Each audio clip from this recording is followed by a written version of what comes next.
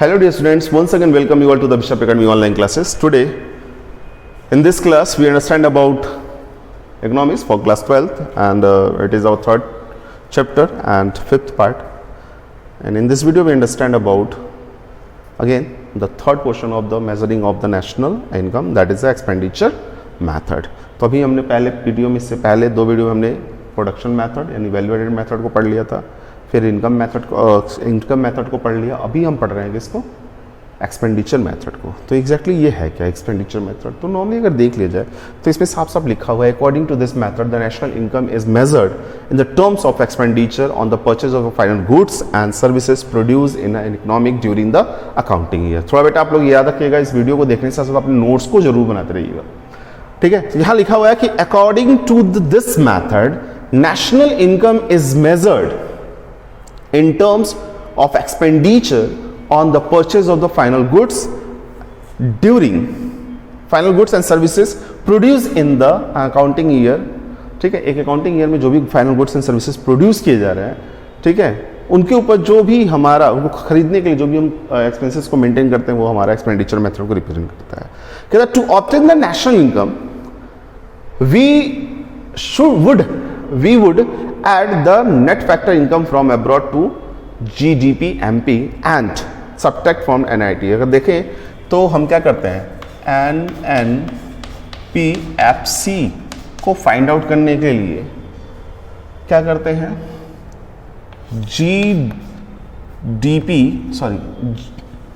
GDP MP में क्या करते हैं प्लस NFIA कर लेते हैं, तो नेशनल ग्रॉस हो गया। फिर उसके बाद क्या करते हैं, डेप्रिसिएशन को माइनस कर देते हैं और फिर माइनस NIT कर लेते हैं, राइट। तो ये वैल्यू क्या होती है, हमारी नेशनल इनकम को रिप्रेजेंट करती है। अब यहाँ एस्टिमेशन ऑफ नेशनल इनकम की बात करते हैं तो यहाँ पे कुछ चीज़ों को हमको फोकस करना होता है। पहला जब एस्टिमेशन करेंगे एक्सपेंडिचर के बेसिस पे, कहता है it is the expenditure on the purchase of the final goods and services during an accounting year. It is broadly classified in 4 categories. इसको 4 कैटेगरीज में क्लासिफाइड कर दिया गया है।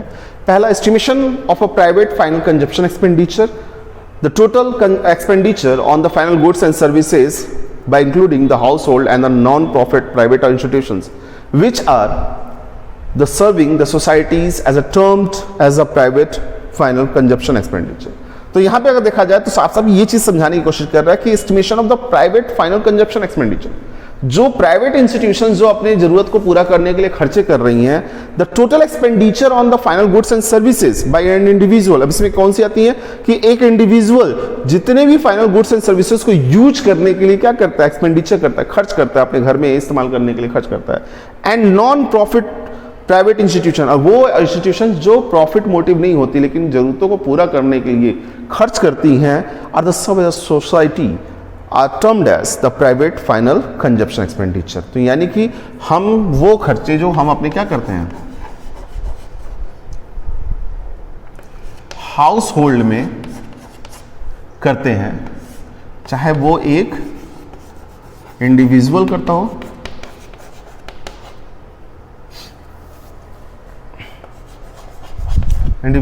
हो या फिर प्राइवेट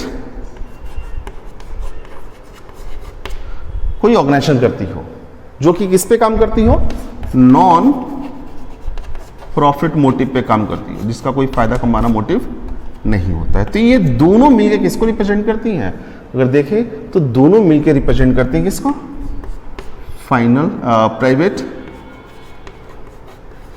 एक्सपेंडिचर को। Is that clear? I hope so. फिर कहता है estimation of the government final consumption expenditure. अभी ये चीज तो हमने प्राइवेट एक्सपेंडिचर को तो मेंटेन कर लिया, यानी कि अगर हम इसको कैलकुलेट कर रहे हैं एक्सपेंडिचर मेथड पे किसको, नेशनल इनकम को, तो यहां पर हमें याद रखना होगा कि पहला हमारा क्या हो जाएगा, private consumption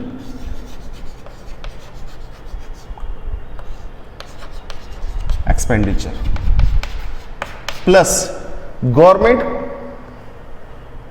consumption expenditure government क्या करती है, ज्यादातर वेलफेयर की सिचुएशन के लिए करती है काम।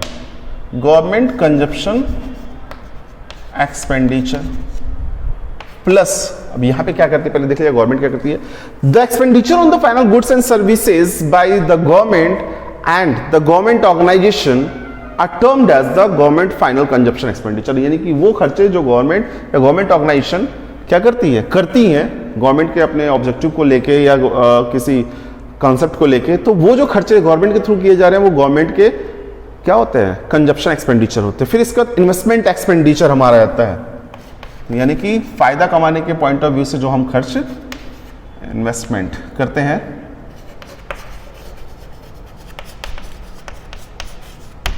ये एक्सपेंडिचर जो होता है हमारा इसमें ऐड किया जाता है, जिससे खासतौर से कैपिटल गुड्स वगैरह जो खरीदना होता है या फिर कहीं शेयर मार्केट में पैसे लगाना। और इसके साथ कहता है नेट एक्सपोर्ट, अब इसमें क्या कर लेते हैं फिर plus net export.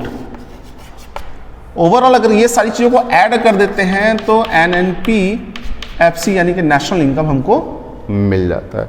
The sum of all the above expenditure on the final product of all sectors of the economy gives the gross domestic product at a market price. ठीक है, और इस मार्केट प्राइस में से हम फिर क्या करेंगे, इसमें और क्या ऐड कर देंगे, इसमें हम कर लेंगे नेट एक्सपोर्ट तो हो ही गया। देन अगर हम देख लें इन सबको अगर हम देखें तो हम मार्केट प्राइस, तो इसमें हमको कुछ नहीं करना है, प्लस कर लेना है इसके लिए